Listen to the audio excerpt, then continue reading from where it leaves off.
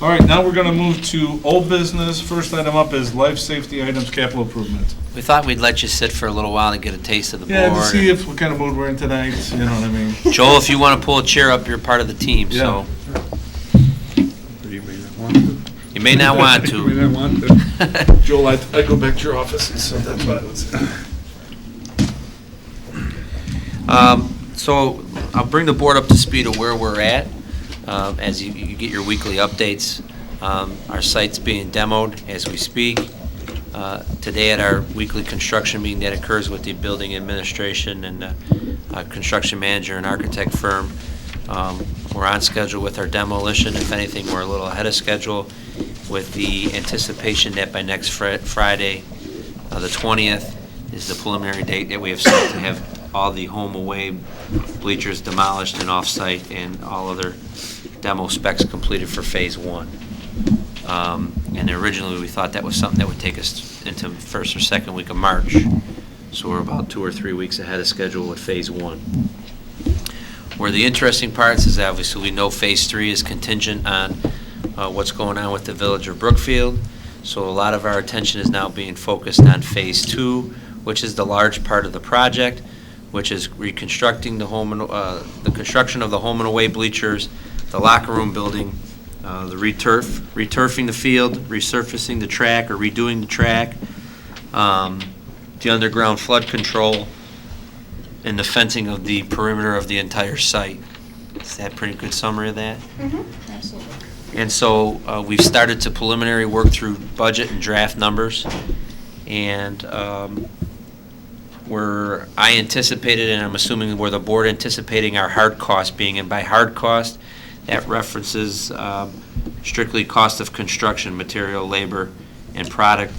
It does not reference the additional fee of the architect and the construction manager. So hard numbers, we're not at where we need to be. I'll let the construction manager describe that tonight, and then we can begin discussing with the board how we're approaching getting our hard numbers to where I think we need them to be.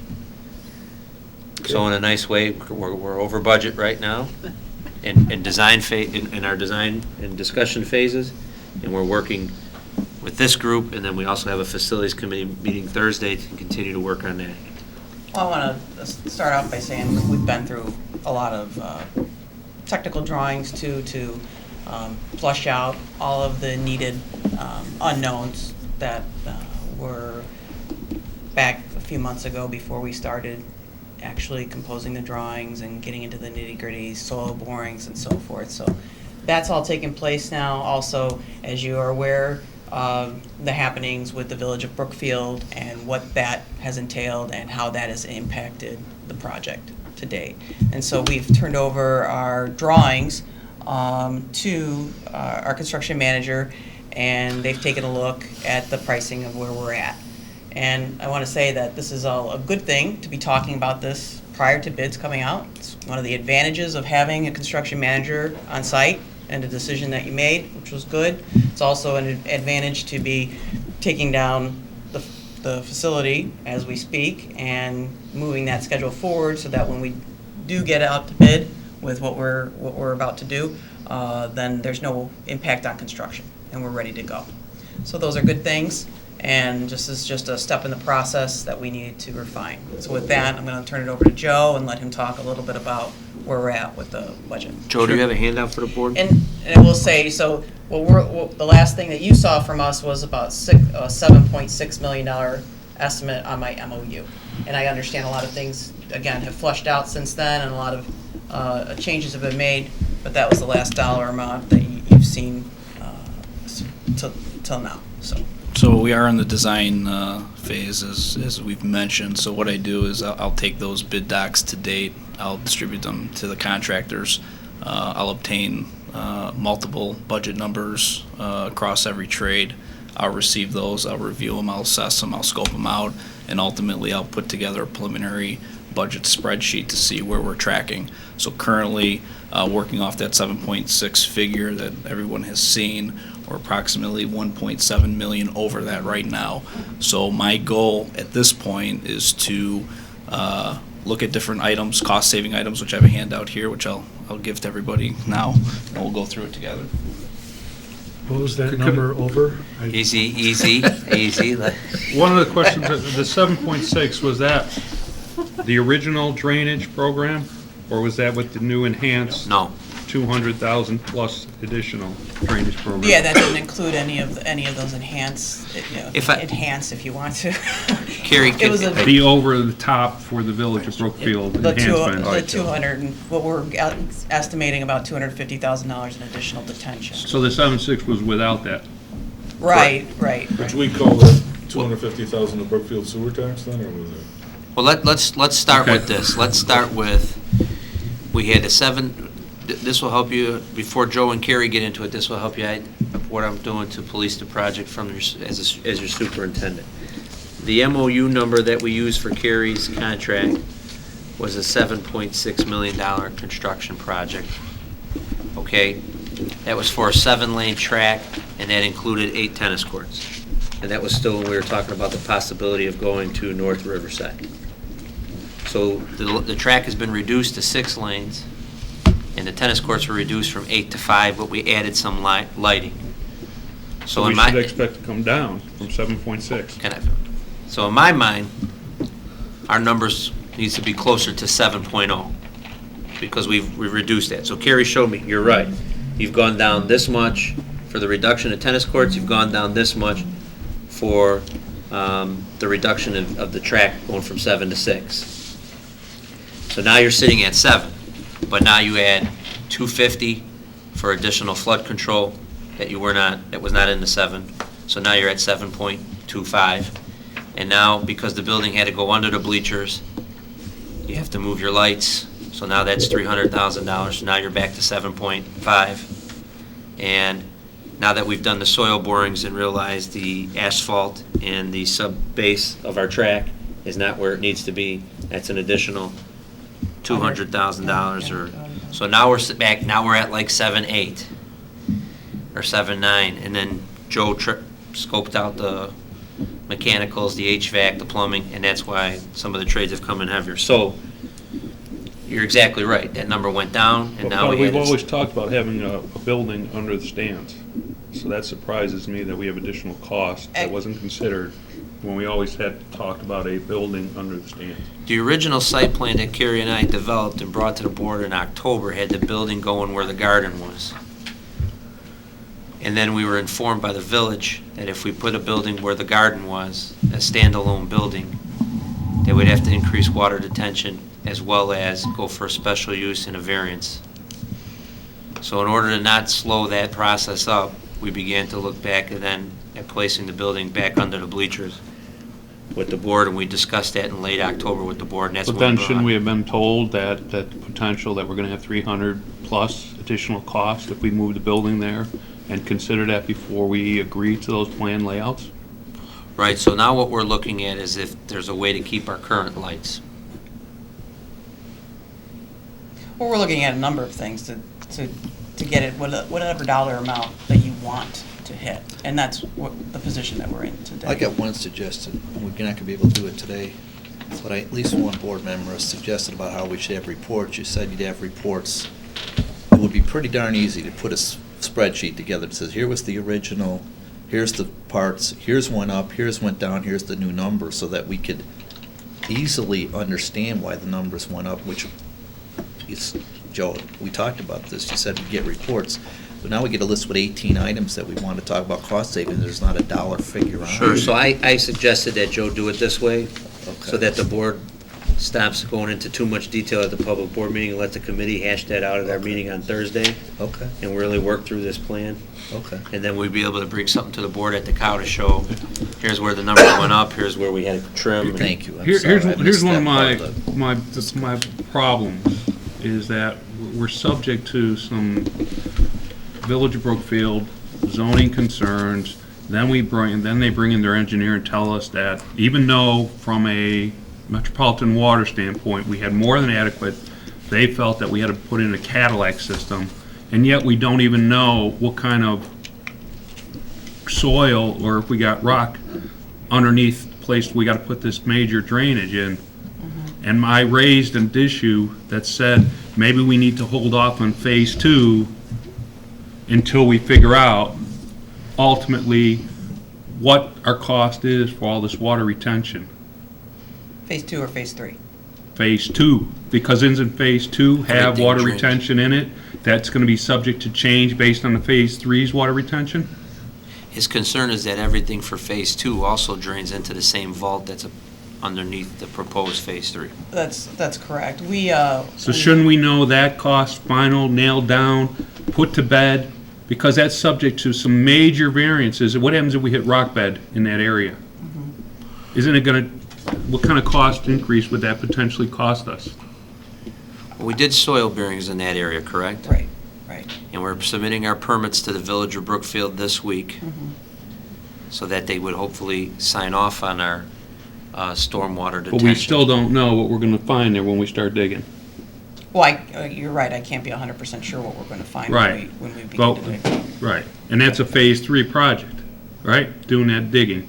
So after we've committed all the cost on Phase 2, we are then going to subject ourselves to a Phase 3 potential risk of additional, of some I'm major sorry. costs. I'm sorry, let me clarify. We're going to bid it all phase 2 and phase 3 together? When is the major well for the Phase 2. So that's going to be done Phase 2. Yeah. So we need to get the approvals on all the zoning before we can hit Phase 2. Well, So now we've moved, so we're putting them combined now? We Well, I are- think we can put the vault underneath the right. Phase 3 area The without getting... request we submitted to the Village of Brookfield was that we need approval on our vault, because regardless of whether the variance or special use permit is passed, the vault is also a part of Phase 2. So they've told us verbally that they approve our stormwater detention plan. So we need them to sign off on it so that we can start digging that vault, because that is a part of Phase 2 as well. We don't need to have the variance approved because that's where the location, that's the most economical place to put the vault. We actually had other options for the detention to split them up into 2 separate Right. parts, but that would be more expensive. So we didn't think that would be a viable option. But didn't we enhance our original solution? Sure, we did. Then the village's requirements for stormwater detention are in a gray area in their documentation, which would rely upon their engineer's recommendation. And what was that cost? We're Additional based cost. upon Nicholas's numbers, it would appear that it's around $250,000. Based on the Brookfield engineer's interpretation of a gray area. Well, based upon their requirements, what they're requiring, and unfortunately, we do need to follow what their Well, requirements that's are. still we're talking one guy's engineering analysis. That's my problem with this. It's 300, what did you say, 250? 250. Yeah, I mean. And it's an for- estimate at this point. That to me it's unreasonable. I have a really hard time with that. I you know, certainly understand your frustration. And I'm sure other board members do. And that's because we have to get the special use permit? If we were just doing No. the, Actually, This has no. nothing to do with I it. just don't know. Yeah, we have to go through a process for stormwater detention. Right. So And the village- MWRD would require us to get a sign-off from the Village of Brookfield for this work. After that sign-off, then we could submit the plans to MWRD, which will happen as soon as we get the approval from Brookfield. And then they will approve what we're doing or have recommendations and make us do changes or whatever. And then once we get the permit, then we can actually complete the project. His question is, if the MWRD, do you mind if I rephrase the question? Yeah, go ahead, you can. If the MWRD didn't require the drainage, and we already put additional drainage, what right or ability does the Village of Brookfield have to require us to do even more? And what can we do about it? And I think I'll answer the question Okay. because I know the answer. Okay. The That's answer is easier. they don't approve our permit. Right. And then the MWRD doesn't approve our permit. So we either convince them somehow, why are you making us do this extra work? Or we would have to go to court probably to try to enforce it. That's right. Is that the case? WRD will not approve unless they have village sign. Village has to Correct. sign off. And our original stormwater detention was, do you recall? I have a number in my head, but I don't want to say it unless you think that's right. You know, at the time, I think We put in $300,000 as a kind of an allowance, but we didn't have it designed. Stormwater detention though was to eliminate runoff by about, Oh, I'm sorry. percentage. 30%. was 30 to 40%. Right. 34. And now with this new plan, it's at almost 90%. So it basically It's doubled. 93%. It basically doubled. And it's what not we had really, originally. they're not really requiring us to do the amount of detention, they're requiring us to restrict the flow rate into the storm sewers that are in, or into the sewers that are in the streets. So in order to do that, the design has to be kept, the water needs to be kept on site for a certain amount of time. So you need And a then big- slowly released into the So you need a system. bigger vault. So you need a bigger bulb. And you it's can't have two it's bigger expensive to dig. Well, Joe's gonna tell you that the earthwork, why don't you comment about that? Well, the site work in general is almost $3 million. Storm trap, excavation, the supply of the storm trap, install the storm trap, stone base, concrete pad, backfill. It's about $600,000 for the storm trap system, complete. Was that in the original? 300 was in the original. So, my understanding, the bleacher work is life safety. And my understanding is that school districts could bond out 1.5 million every year without referendum for life safety. Correct. And the bleachers are priority one. We only have a year to complete them. We got them put in as a B to give us a little time, but we do have a priority on them because of their, to be honest with the board, in some general discussions that we had with the board, the intent was to use the 8.9 million to try to address as much of the life safety and capital improvements that we needed, which is why I like the parking lot is a capital improvement, it's not a life safety. Right. Try to stretch that 8.9 million as far as we could to hopefully even address some of the routine issues that needed to be repaired in the building that Joel's been addressing, and addressing like the visiting, or the home and away bleachers inside the gymnasium as well, which are life safety.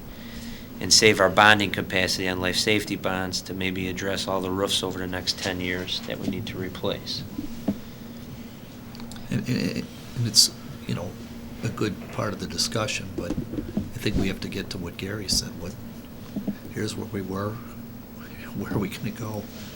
And, you know, what certainty we have with those new numbers now. So right now, I've established a baseline based on where we're at today, so it's kind of a gut check. So my goal now, between now and the end of next week, is to identify the cost savings. So what you see in front of you now is just a working document. We've identified a number of things above and beyond what you see. Some of the major options we're assessing right now would be 1, 2, and 3. 1 is obviously related to the new Musco lighting, either eliminating or reducing the lights. Item number 2 would be to... And what is that for the tennis, football, parking? this would be for all? the stadium lights, for the Stadium. football, Okay. correct. Unfortunately, we couldn't eliminate the tennis based upon, you know, Going Well, I down just to want to 5. make sure Going what down we're to talking 5, about. yeah. Sure. Okay. 2 would be to look at alternative bleacher systems. What's a watertight versus a standard? Well, there's a system, a bleacher system that we've been working with to keep water from shedding underneath the storage area, because we were trying to take the biggest advantage of the space underneath your bleacher.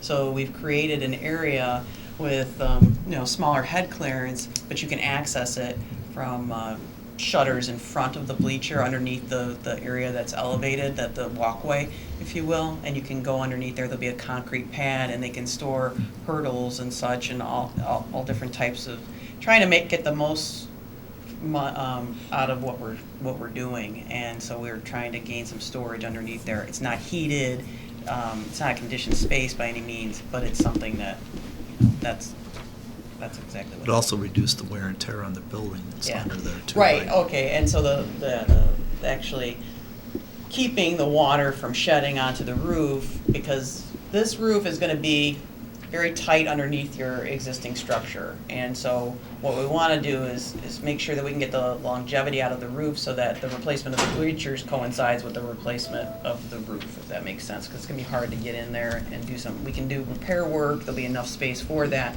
but ideally, they wanna go hand in hand. So we're trying to put a good long-lasting roof on, if we can keep the water off that roof, it'll prolong its life. And could we look at another system? Yes, we could, but that would interfere with what I've just stated. So one of the things the facilities committee will be talking about, and what I've been talking about for like the last 48 hours, I feel like, but like by having this watertight system and increasing the storage underneath the bleachers, one of the reductions could be eliminating maybe the garage on the south side of the building that we had put in there for additional storage. So that could be a cost savings by possibly eliminating 500 square feet of storage. So those are the kinds of things that we've been trying to go through right now to figure out how we can get this project down closer to a $7 million project. And Joe, I know, why don't you go through your list, and then we can talk about the philosophy we want to take with the board and the committee. So we talked about lighting a little bit, bleacher system options, we're looking at that. 3, which is a significant savings, would be to eliminate the standing seam metal roofing at the building and change that to a asphalt shingle. So we've received some preliminary cost savings just on that one line item alone, and it's significant. Can I ask one question, Joe? Yes. When you presented, if you make that change, our maintenance cost is going to go up over whatever period that you suggest, or the life is going to be short. So will your presentation say we'll save 10,000 now or 100,000, whatever it is, but maintenance is going to go up 1,000 a year, or we're going to have to replace it 3 times instead of 2 times or whatever? Sure, and this is all part of the assessment process, so Thank you. I think we'll get more in depth to say, okay, if we do this would be the effect down the road, and so we will vet all that out. So I just threw some options out here for us to look at. It's a good start, and I'll go into a few other items above and beyond this list, and we'll get more into it. Fencing. Yes. Currently, we have black vinyl coated fencing throughout. We could eliminate or change that design to more of a chain link type fencing that is not vinyl coated. Eliminate the windscreen at the tennis court. Eliminate some banners. Redesign the gateway kiosks areas. Change exterior signage, logo material. So we either eliminate or reduce or change that type of material at the exterior signage. Another substantial savings, FRP doors. Currently, every door is in an aluminum frame, and the door itself is a FRP material. So What's we would FRP? You can explain that. It's a fiber reinforced partition kind of thing, so Okay. it takes a lot of abuse. Okay. It's good in athletic areas, helmets might hit it or whatever, and so that's good. And also, the aluminum frames are nice because they're in a high moisture area. So with your flooding, thought that would be a good solution for that. I think all of these are really good solutions for your problem. It's just what are the priorities? Right. So that change would go to a painted hollow metal door and frame. So again, that's a substantial savings, but long-term, is there more maintenance with a painted metal door? Of course there is. Reduce synthetic turf logos and graphics. Change slide gates to double swing gates. So instead of a cantilever gate that opens up, we go to a double gate. Eliminate ornamental fencing. Eliminate masonry piers and entrances. Eliminate electrified door hardware. That's a substantial savings. And then track surfacing. Modified track surfacing. We're going to try to identify as many of the alternate products as we can via alternates. So we're going to try to create a laundry list. So on bid day, we'll see a base bid, and we'll have many alternates, so we can kind of pick and choose what we want. I think it's good to see all the options out there, and we'll have hard numbers right in front of us, and it'll help us decide which way we want to go. So what we've discussed over the last 2 days, because we've been meeting a lot, is there's basically 2 philosophies to go out when we bid. Right now, the project's designed at its maximum potential, and a lot of, as you saw, durable, very good solutions, but also there's some that are expensive. So there's the philosophy you bid out the Cadillac. I'm saying you could bid out the Cadillac and then begin reducing, or you put out all base bids and then you do alternative additions, which are, bid out the lowest bid, the bare bone, and then the board would come back with an allowance, and then we could prioritize to say, okay, that field's used by, that's our only field. So if we have this much left, what would it do to upgrade the turf? What would it do to, how much to upgrade the lighting? How much to go to a better fencing around the track, or, Sure. and then the board can make decisions on how much allowance is discovered by bidding out the bare project of what we want to add on and prioritize. Well, don't you get the same result? Joe, let me ask you a question on this. When are the bids going out? They're going out next week? Our current out to bid date would be February 25th. Okay, As so of right that now. goes out Out then- to bid. After the count. After the count, and then when are the bids due back then? Bid opening March 9th. Okay. But then we still don't make a decision, because then you'll give all the options to the board, what's going on, right? So what we were thinking with our timeline was that we have a committee meeting this Thursday, start to work with specific dollar amounts like Tim said, present those dollar amounts to the board on the 24th. Next morning, go out to bid on the 25th, open those bids on the 9th, the day before the board meeting, which is the 10th. On the 10th, we bring, I got it all memorized, on the 10th, we bring the bids to the board, and then we circle the ones that we say, hey, this is a demo bid. You know, we prioritize the top 3 or 4, like this can get the project moving, starting the demolition, starting this. These are the ones that you can look at with your alternates. These are the ones that you can look at possibly upgrading based on this much dollar amount. And then we buy the board some more time to maybe talk about between the 10th and the COW meeting in March. It's good timing, I like that. But I'm concerned that we're not gonna have enough time to talk about some of the major trade-offs. I mean, when I even look at changing the turf type, I've seen the very thin one, and I would hate to go to something very thin because it saves money now only to replace it in 5 years instead of 15 years. Joe? I think we need to have more time allocated, even if we have to have a separate meeting to really go vet some of these clearly. Well, the good news with using synthetic turf as an example, there will be no synthetic turf in the base bid.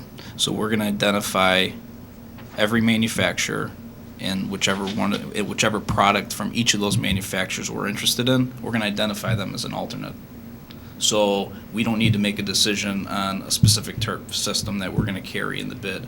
There will not be a synthetic turf value carried in the contractor's base bid. We'll identify, so if we have 7 alternates of 7 different types of turf, we'll have that opportunity to review after March 9th without needing an approval on the 10th. So we'll have from March 10th all the way to March 24th to vet out the synthetic turf, especially after seeing all the other numbers too, because that will play into, I'm sure, the turf selection process. Okay. So it buys us time to do what you just said with the board. Yeah, and I think we as a board, I mean, if we were thinking about not using our bonding leverage for life safety, because we want to look at roofs over 10 years, we have that ability every year to bond out 1.5 million every year. Not saying that we're going to do that, but if to make these changes so that we make them once and that they last, it may be to our advantage to bond out 1 or 2 years. Right. You are absolutely correct. Actually, it's a great suggestion, but I'd leave it to the experts, but I think from my understanding over the last 2 days is that we bid this out as bare, then through the facilities committee and the board, if we all decide, like, listen, it's important that we have a field that will last a minimum of 15 years. They'll know that, they put that number in. Then if we start to realize that we might need to use our life safety bonds or go a little more past 7 million and maybe pay for the roof out of a life safety bond, that will give us the flexibility. I think. I'm just not understanding conceptually why these are 2 different options. Don't you come to the math the same way? Yes. I mean, you either start high and subtract, or you start low and add, right? I mean, is there any other? I got a much bigger problem here. Well, wait, can I get mine Go ahead, answered go first, ahead. please, Gary? I'm just trying to understand why conceptually, I mean, I'm okay with bare bones and go up, but the math should eventually come out to the same no matter which way you do it, right? You're correct, So but in the case of the turf, there won't be a baseline as part of the base bid. Okay. There will not be a value for the synthetic turf in the base bid whatsoever. So no matter what, that will be an add to the base bid. That's fine. So And Tim, I like this way because of the fact is that you can prioritize, okay, yeah, this is a higher priority than than this. I'm other okay, thing. I agree with Wasn't you, there Matt. some I just was also trying to some- understand what And the we will difference use that was. same approach for track surfacing as well. Okay. Wasn't we'll- there also and- some implications by doing it bare with our mechanicals? So that we start with the, because those are where our bigger chunks of money that we're trying to reach. Right, we're looking at the option to not heat the facility. That's one of the options. Is that a real option? It is a real option. It is a real option. If if you're trying to hit a certain number, if the board needs to hit a certain number, that's So some- something we can. So So some so other. why were we, we had a number that was presented. The only thing that I'm aware of that we've modified was this water retention. So why were we sold all these pictures and all of this and be this far off a budget with that general number that we had? I can understand us being $200,000 or $300,000 over this general number that we talked about, but the fact that we had cut it down. But why are we so far blowing this thing out of water this early on? I'm concerned about it. That's one of the reasons why I talked about caps on people's performances here. So why were we sold this bill of goods if we're so far off already? There's a lot of moving parts to your problem here, and it's not necessarily a bill of goods, but it is something that has been evolving, and more so, it's not just a $250,000 Flood control. flood control. It's $350,000 in lighting. It's adding a new asphalt for. So that wasn't in the original that wasn't in the drawings that you were presented, that wasn't in the, No. in these things? No, not at all. Those were things, that was a conceptual design estimate, actually done in August.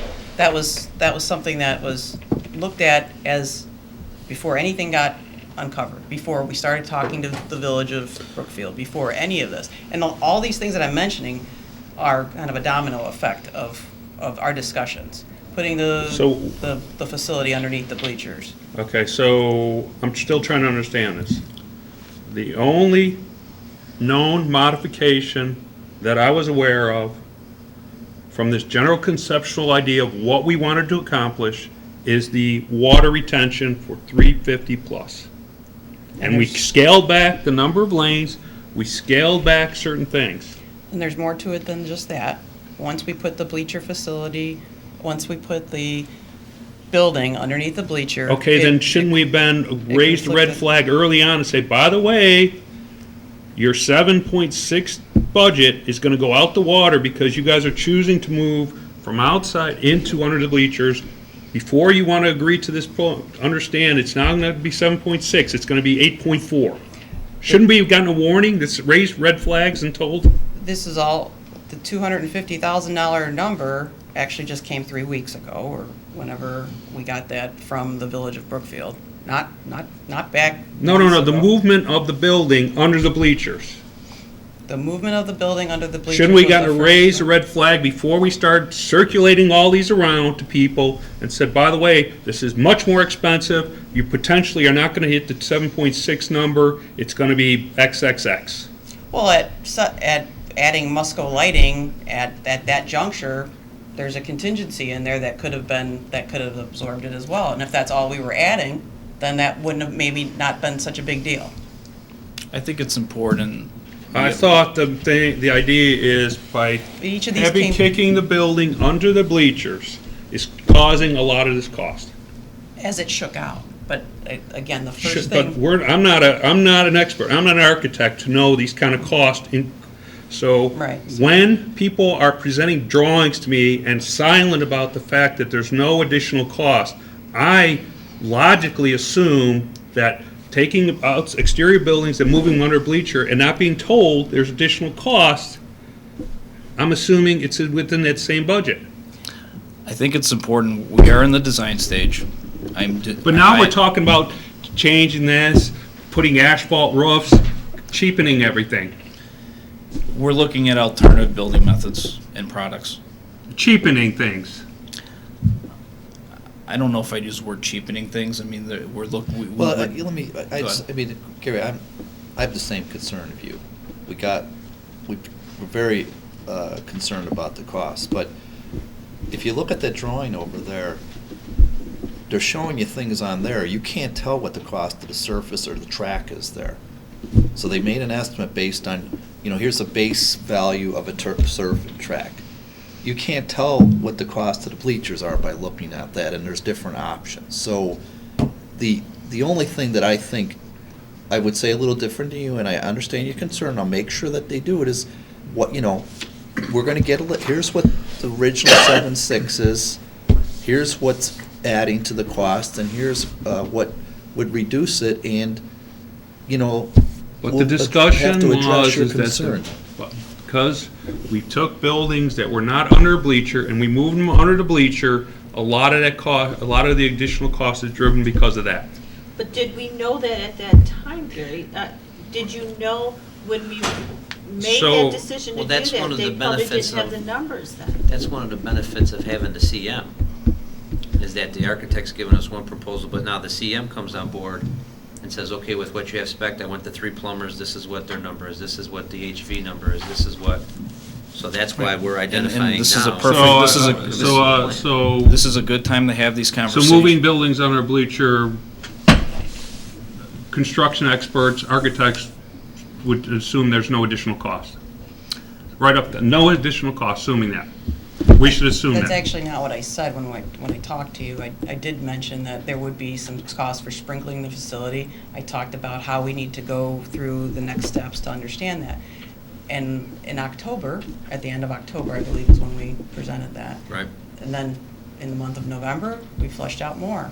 And in January, I don't remember exactly the date, if it was December or January, that we got notice from the Village of Brookfield that we had that. So I'm saying that incrementally, as we move forward, and to be honest with you, we just now know the design intent of the stormwater detention. It's still being designed. I mean, we're still in motion of design. I appreciate what you're saying, Gary, and I'm not trying to skirt any onus to, understanding construction. I certainly do, and I certainly understand implications of moving things, but those things needed to be flushed out, and you're at a good time to understand that. You're going to understand that a month ago, or you're going to understand it today. And I don't know what else to tell you, but you're in a position to control the amount of money you spend, and you're in a position that you have 2 sets of eyes working on this to help you. Many with it. sets of eyes, so it's Yeah. not just one contractor per trade, it's multiple contractors per trade. So I have an extremely good handle on the baseline that I've put together, which we will review. It's a detailed spreadsheet, and we're gonna take some of these cost-saving items. So above and beyond this, we're gonna look at mechanical revisions, we're gonna look at the plumbing system revisions, masonry scope change, maybe we change the brick veneer to an alternate type of material, epoxy floor systems to seal concrete. So these are all things that we're gonna assess, we're gonna put values to it, we're gonna work as a team together and vet through them, to ultimately get down to an acceptable cost of this project. So I have all the avenues that I need to assess these, put hard numbers to them, and get this number down to where it has to be. We also have to So remember that we need it's to a, have it's, some. it's a lot of legwork, it's a lot of time, a lot of effort from myself, from Carrie's consultants, all the contractors that are working through this. This isn't me square footing things. Don't forget I'm about not just Kevin. throwing numbers out. These contractors are taking what we've produced, taking the design to date, they're looking at it, they're assessing it, they're sending it to manufacturers and the reps, and they're getting numbers back. The board also has to remember they need to have some patience because they went with a guaranteed max price. So Joe is gonna vet this 3 to 4 different ways to make sure that before he gives you his guaranteed max price, he's gonna be covered. His stakes are gonna be covered as well. Absolutely. And this job will not go out to bid until we have an approved GMP. End of story. So the good news is. And we're not to that point yet. The We're bad talking news is it looks preliminary. it's a more expensive, but the good news is that's why we have a construction manager with a guaranteed max price to make sure we don't go over what we want to spend. So the worst thing that could happen is I sit here now and say, this is 7.6 million, we open up bids up and it's 9.4. Then we have an issue. We're not to that point yet. We haven't established a GMP yet. We haven't finalized the design yet. That's what we're gonna work towards. What's And gonna, then- what's gonna happen at this next meeting? So facilities committee meeting Thursday. We'll be looking at those spreadsheets and be talking about dollar amounts that he got back from contractors, dollar amounts that Kerry got back from engineers, and figuring out what's the best plan going forward. Now, we had those sheets, that's what we spent 5 hours on Thursday and Friday. But I don't think, we're not at a place yet, you just, even from a design and our phase to where we want to start getting that in front of the board just yet. So that's why we're going to committee first, let them work on it, bring it to the board at the cow. Committee meetings open to the public Thursday, so you can sit and hear those discussions if you want to attend. But what I'm trying to say is I understand Gary's frustration, but the benefit of doing this now is we're not opening bids. We're not committing things. We haven't made commitments. We haven't finalized any designs yet. And this is one of the advantages of having a construction manager on board. So if this went out to bid, lump sum GC method, the lump sum bid would come in and it would be substantially higher than what everybody wants. And then we have a different situation on hand. That's not the case here. We're identifying this up front. Could we address Gary's question, because I can't quite totally remember this either. Why did we move it under the stadium? Variance, Brookfield. Variance Brookfield. So based and Brookfield, maximize special space. use. Maximize space, You're gonna lock- and it was a Brookfield Looked nice, potential too. variance? Brookfield said if you kept the locker room where you're at, you'd have to go special use, you would have to. You wouldn't have to.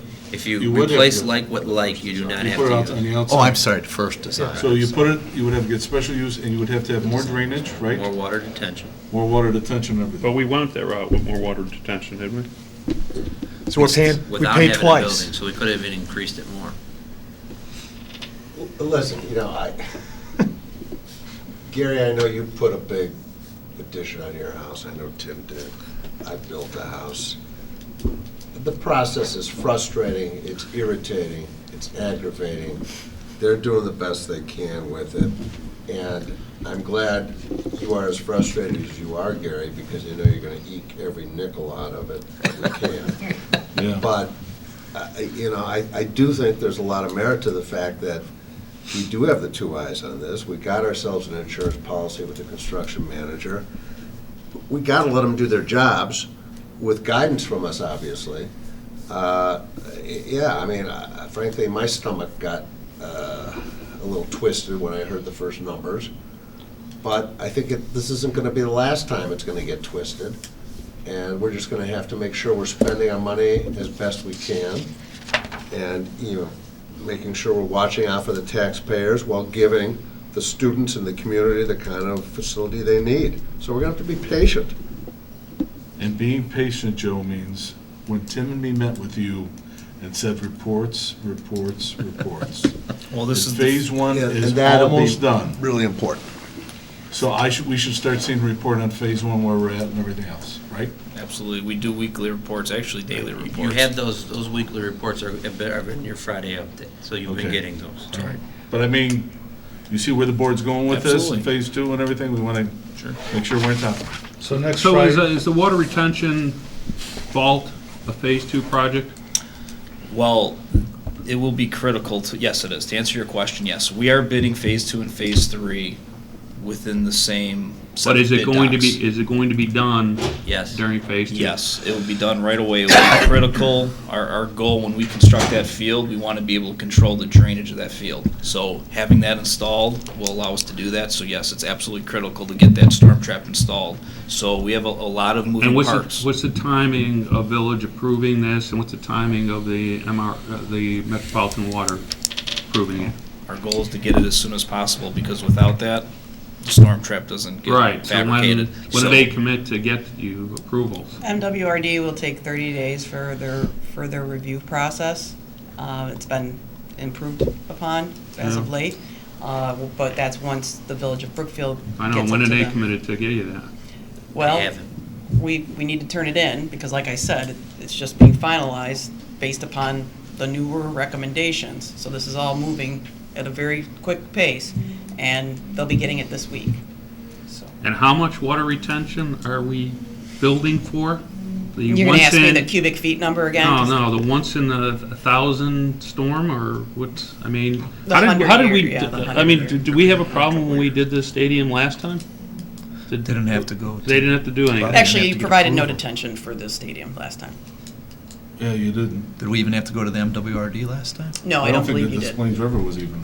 out there. Are we talking about 60 years ago? No, we're talking about 7 years ago. 2006. Carrie, I Field. think, Carrie, Just Okay. and maybe we get, the most important thing from your cost perspective is you're gonna know all the costs of 2 and 3 before anything's done. Yeah, but I'm just concerned about once they start digging the vault, Yeah, right? yeah. And they hit, Yeah, but the They hit cost is gonna be something? the cost. Can I answer that? So like what he's gonna do probably is when he gives us our number, that's gonna be built up by 10 or 15% to cover that contingency you're talking about, because it's gonna be in his guaranteed max price. So his guaranteed max price is gonna have some insurance to cover his number he's gonna give us. And our attorney that we hired, strictly the construction attorney, said, when you do a guaranteed max price, there'll be a 10 to 15% increase in the number you're gonna receive, because the construction manager's gonna wanna provide insurance and contingency for himself. So Kerry, what he's talking about with the vault, Let Joe. So, to answer your question, so every project we do, especially projects that we have to excavate and either put a storm trap in or a foundation or anything, we do a geotech report. So, we've done soil borings. Now, each soil boring that we do is just a snapshot at that specific location. It's not representative across the entire area, but it does give us an indication of what's down there. So, to a certain degree, there are unforeseen things that may pop up. It's the nature of any project that we do. Nobody has a magic wand to say, okay, right here is what we're gonna encounter. Can we excavate the entire area that we're gonna disturb? Yeah, but that's not cost effective. So we do these soil borings. So these borings take place every so many feet to give us an idea of what's down there so the design can be performed. So the design is performed based on the soil borings that we know. But again, these borings are just a snapshot at that specific location. So if we go 3 feet over, will we find something else that's not representative in that boring? Possibly. But again, we carry some contingencies to handle unforeseen, unsuitable soil or anything that's unforeseen that's buried. so Joe, given the borings that you've seen, that we've done in that area, what are the borings showing? I know that 3 foot either way, you know what I mean? Go ahead. The borings are underneath the parking area, shows shallow bedrock. We're trying to avoid putting the detention underneath the parking area because of that reason. And again, that could be just sporadic. The ones that we saw underneath the tennis courts, or the new location for the tennis courts, show that there's a good chance that there is no shallow bedrock. But like Joe just explained, it's not every foot that they're drilling. I agree. So No, but I just, this one's. So the way we're going to construct these bid packages, we will have a built-in allowance that will handle an unforeseen condition. That will be part of the bid. We do not want to handle this post-bid. It will be built into the bid in such way. And into the so guarantee. we're looking to compromise our facility to cut cost. Is there anything we can go back to the Village of Brookfield's engineer and come up with a compromise? I mean, I thought our original plan was supposed to be in excess of what we needed to do. They're coming through and asking us to put a Cadillac vault in. Isn't there a compromise that we can cut the cost and say cut it down 150,000 less? We're going to look at the site for sure. I mean, the site. But even the plan of the vault, the size vault they want. Isn't there a compromise that we can talk with them about? We can look at alternative materials. We can do that. I think what asking. Gary's asking is that if we go back formally to the Village of Brookfield and ask to change their requirements, right? Yeah, I mean, because wasn't our original plan in excess of what we needed to do for drainage? That's what I thought. Your individual came and said, yeah, we're doing way in excess of what it shouldn't be a problem with with the Metropolitan Water. They're asking us to do, I don't know how much more water retention. Isn't there a compromise that we can meet in the middle and save 150 or something? Our engineer and I had this discussion, and we understand that it might, we'd like a 50% reduction instead of a 93% reduction. Right. Well, What's the logistics of that, and with the timing of this, and, can we ask the question a different way, Carrie? You go get a permit from the board. They have a code that has to be followed, like from Brookfield.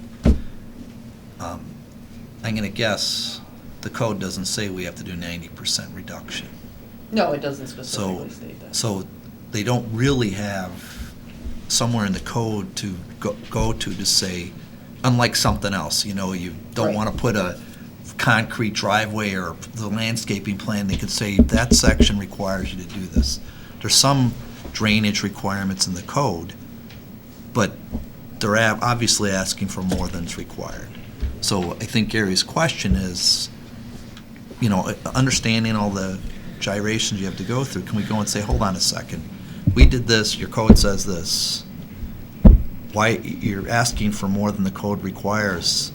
We're asking you not to make us go jump through this hoop and incur this cost that's not supported by your code. You could do that, You could do that. but if they insist on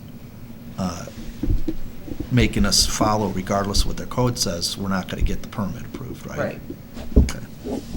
And if they say no, I mean, well, let's go to MWRD, they're gonna say, you don't have approval, you can't do it. We're not gonna do You anything. cannot do anything unless the village signs off. You can't get your permit from the MWRD till the village signs off. That's right. So, can Carrie and the engineer call the engineering firm I'm assuming the engineering firm for the village of Brookfield probably talked to the village administration, but we can go back and approach them one more time before, when we submit it, that we would like to see if there's any room for reduction. Is there any way we can get that in writing? I'd like to see it. You know what in writing? We The received, I rationale. have a Why is it 17-page email. 90%, blah, Here's blah, the blah? I have a 17-page email that our engineer received from their engineer. Or I maybe read 12 pages, but I bet it doesn't cite the code too often. Well, it doesn't, it just shows the flow rates, things like that. Okay, any other questions? So, you want a copy of it? let's synopsize what's going on. Thursday's facility meeting, you're gonna be able to bring some numbers, talk about what the Right. impacts. So the goal at the facility meeting is to kind of take my baseline that I have now, okay, which is not acceptable, and have some preliminary numbers for some of these items. And if I don't have preliminary numbers, we're gonna discuss the items and see what seems to be something that's acceptable, okay? And then we're gonna continue assessing, and we're just gonna go right down the list, from the top all the way through the bottom. And I'm gonna explain every number, we're gonna talk about the scope of work, we're gonna talk about what's included in my baseline, and some of the proposed options that are on the table.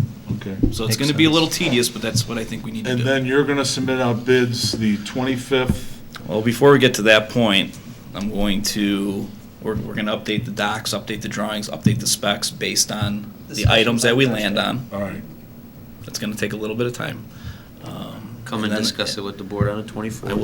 I will distribute the documents to the contractors. I will get updated budget pricing back. But you will talk on the 24th of what the group came up with. The goal is on the 24th to approve a GMP. In order for me to produce a GMP, I need to get the contractor's feedback, Okay. who helped me establish the GMP based on the updated documents we create after we go through some of these cost-saving And options. then in March, the board will look at the bids that came back and decide where we want to. So if all goes well, GMP next week, approval the 24th, we're out to bid the 25th. We have a mandatory pre-bid.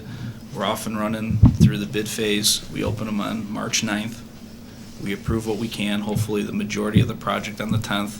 Anything that we need more time to look at, or anything that I say, well, we don't really need to make a decision on this, let's just use another couple of weeks to review it, we'll go up to the 24th. Okay. Can I, Yeah. that's made a lot of sense, but there's one thing I want to make sure. If you base the GNP on the min with some alternatives, what if, just as a for instance, Joe, you said you weren't going to have the surfaces in there, but they're going to have an effect. So how can you give us the GNP without knowing what the cost of the surfaces are? Well, the GMP, given the scenario that we have, we're trying to create the district the most flexibility we possibly can on bid day. Okay. So add options, deduct options, basically a lot of different recipes, with a lot of different cost options. So my GMP, just the nature of it, will be extremely qualified to say the GMP is based on this. But then Because it depends on what combination we take on bid day. So, for instance, I need to carry a value for track surfacing. Right. What track surfacing am I gonna use for my GMP? Well, we don't know which one we're taking. Right. So I need to at least spell out okay, within my GMP, we have track system from manufacturer A and this product from that manufacturer. We have to have some sort of basis. But I understand that, but then do we adjust the GNP down the road if you do A, B, C, D options on that? We will have to. One's 100,000, one's 2, one's 3, one's 4. So you're telling us. Wait, Gary, you're gonna keep Gary, GMP Gary. subject to option choices. Gary, can I finish my question, please? You do that to me all the time. So we have 4 options, 1, 2, 3, 4. If you pick the, say my GNP is the 400,000 one, and we do the 200, your GNP gets reduced by 200,000 then, right?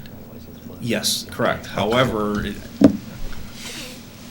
more than likely, given with the information I have in front of me, my GMP will probably include one of the lower tier systems. That's fine.